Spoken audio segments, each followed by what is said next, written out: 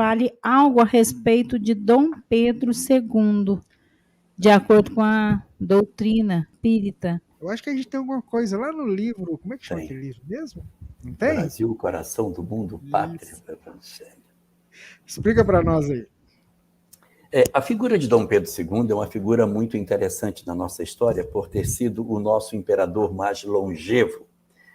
O nosso primeiro imperador, Dom Pedro I, ele vai reinar por um período muito curto. Ele vai reinar de 1822, que é da proclamação da independência, até 1831. Então, é um período curto. Quase 10 anos ele vai ficar no governo.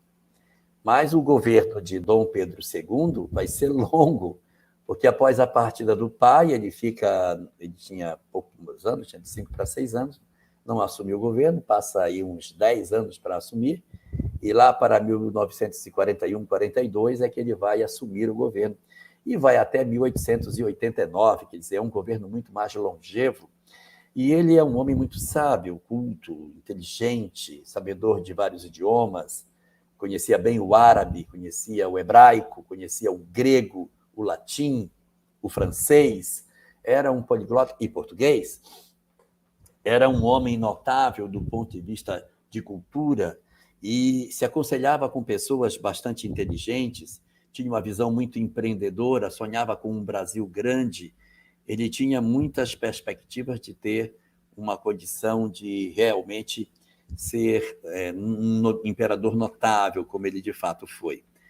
Mas, evidentemente, com o tempo, os próprios interesses de modernidade do país levaram a uma mudança. Então, do ponto de vista material, ele passa para a história como sendo um imperador muito importante pela janela de tempo que ele governa e pelo estilo de governo dele de empreender um Brasil grande, fazer grandes obras dentro do país, naquela condição que tinha, né?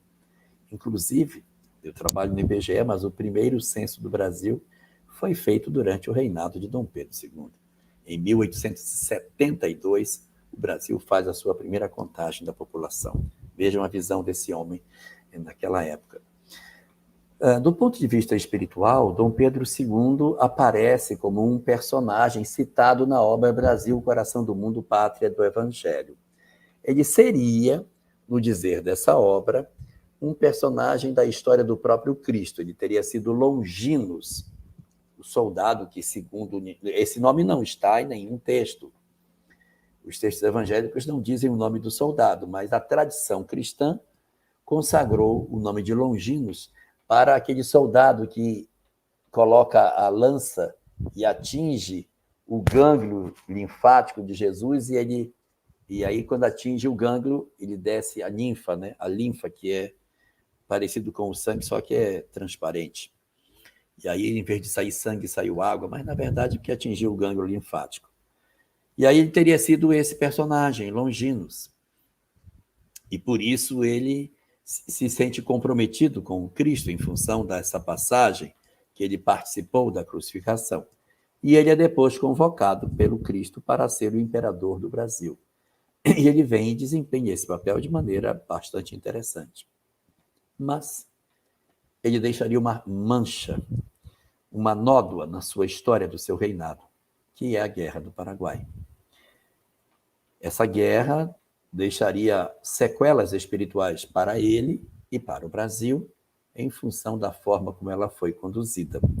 Então, ele não era um espírito elevado do ponto de vista espiritual, embora fosse uma alma bem intencionada, com grandes conquistas, mas não pode ser contada a conta de um espírito superior.